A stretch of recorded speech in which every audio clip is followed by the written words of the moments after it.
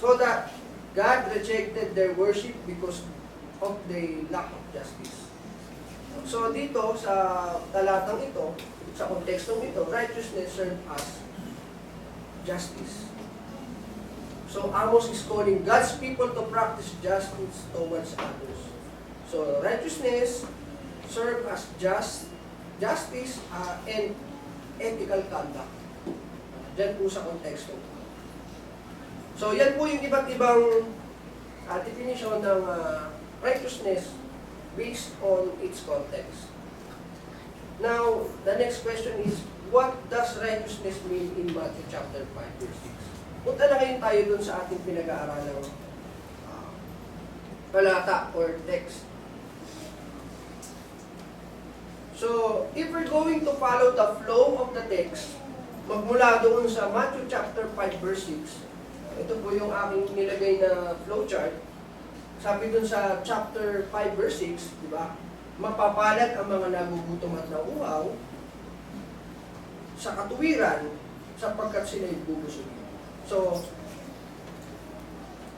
gusto ng Diyos na magkaroon ng ang tao ng pagnanais doon sa katuwiran.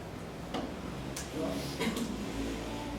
Blessed are those who hunger and thirst for righteousness, for they shall be satisfied.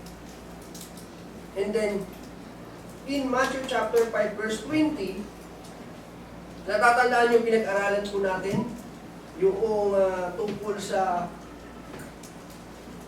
katuwiran, sa false righteousness ng mga Pariseo at ng mga scribes versus dun sa katuwiran ng Diyos.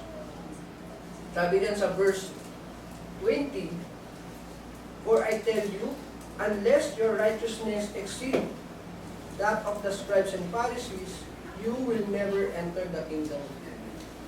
Wow. Binabanggit yung katuwiran ng mga Pariseo at scribes.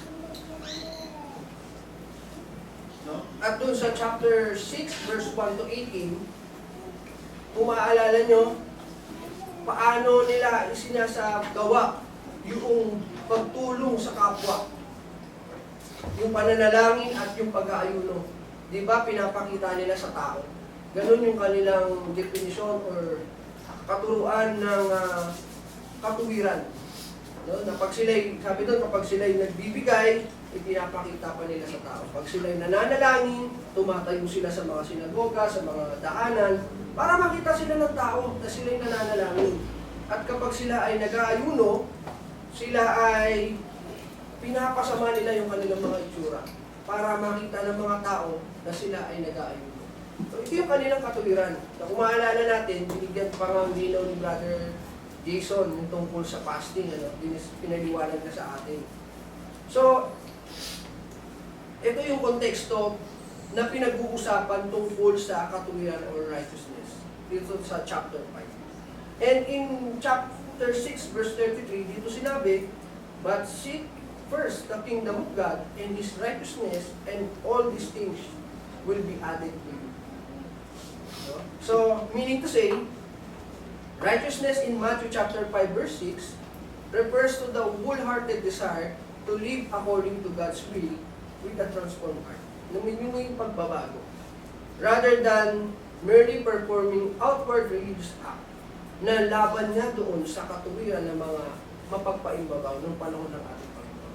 So, ito yung konteksto ng katuwiran na tinatalakay dito sa Matthew chapter 5. It refers to the desire to live according to the God's will with a transformed heart. Yun po ang konteksto po. Now, where do we find the righteousness we hunger and thirst for?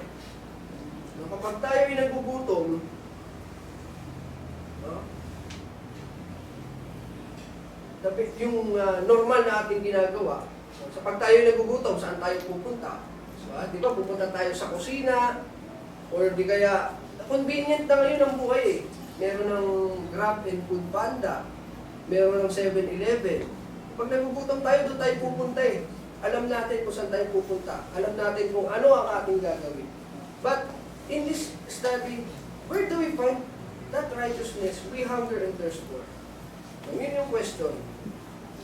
So before we provide the answer for that, basahin muna natin yun nasa Matthew chapter 4, verse 4. Sabi po dito, but he answered, ito po yung panahon na kung saan ang ating Panginoong Yesus ay nag-ayuno ng 40 days. At doon sa wilderness o sa ilang, siya ay tinukso ni Satanas, no, na ang sabi ni Satanas, kung ikaw ay anak ng Diyos, gawin mo ang tinapay ang batong ito. At sabi sa kanya. Ngayon, ang sagot ng ating Panginoon, but he answered, it is written, man shall not live by bread alone, but by every word that comes from the mouth of God. Sa Tagalog, wala pa ng Tagalog. But in every word that comes from the word of God. Yun ang sabi ng Panginoon. Sabihin mo, tayo, kahit ng isang araw lang siguro tayong hindi kumain, mahihirapan tayo. Magbabago yung ating ugali, maiinis tayo, magagalit tayo. Iinit yung ating ulo. But dito, ang ating Panginoong Jesucristo ay nag-ayuno ng 40 days. At hindi siya natinag sa panunukso ng Satanas, bagkus sinabi niya na ang tao ay hindi nabubuhay sa tinapay lang, kundi sa bawat salita na nanggagaling sa bibig ng Diyos. And in John chapter 6, verse 35, sabi ng Panginoong Hesus, I am the bread of life. Whoever comes to me shall not hunger, and whoever believes in me shall never thirst. Ang ating Panginoong Hesus ang tinapay na nagbibigay buhay.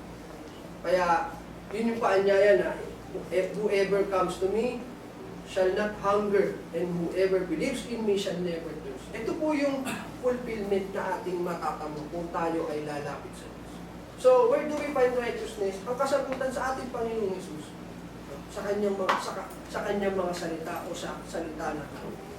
So, if we're going to illustrate yung kung ating mga binasa, so in Matthew chapter 5, hunger and thirst for righteousness, no?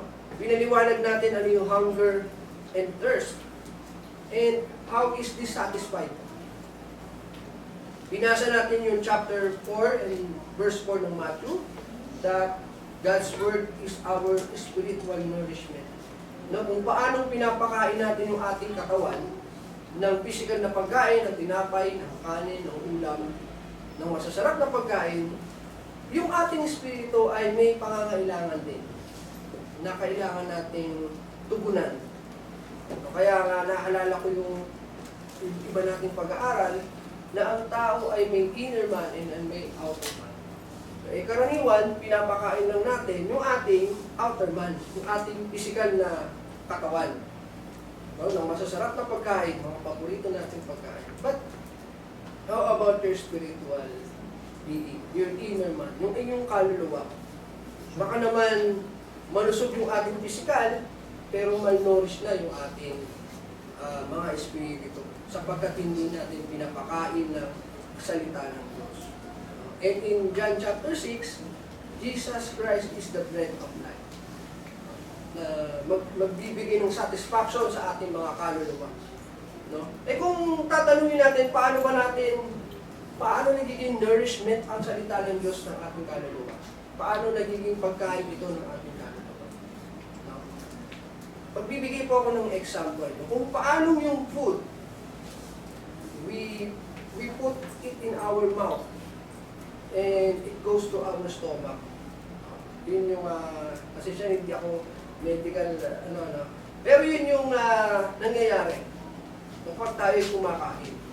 Same goes to the Word of God, na kailangan natin itong ilagay sa ating tainga. Di ba sabi sa Book of Romans, faith comes from hearing, no? So, the Word of God, kailangan natin itong marinig o mabasa, no? Yun yung pamamaraan kung paano natin ito nakakain. And we consume that Word kapag naiintindihan na natin, pag iniintindi natin yung mga salita.